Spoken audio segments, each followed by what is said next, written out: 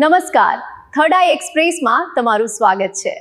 મારી ચેનલને like, share અને સબસ્ક્રાઇબ કરશો। તળાજામાં પેટ્રોલ ડીઝલની અછતની અફવાથી પેટ્રોલ પંપ પર ભીડ, વહીવટીતંત્રએ કહ્યું પૂરતો જથ્થો છે।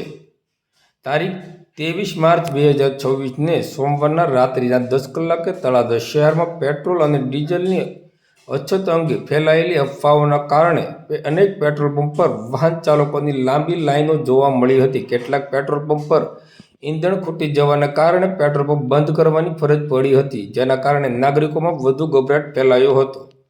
તળાજા સિવાય વેળાવદર ગામ નજીક આવેલા નાયરા પેટ્રોલ પંપ પર પણ વાહનોની કતારો લાગી હતી। આ પરિસ્થિતિ વચ્ચે વહીવટીતંત્ર તરત જ સજાગ બન્યું હતું।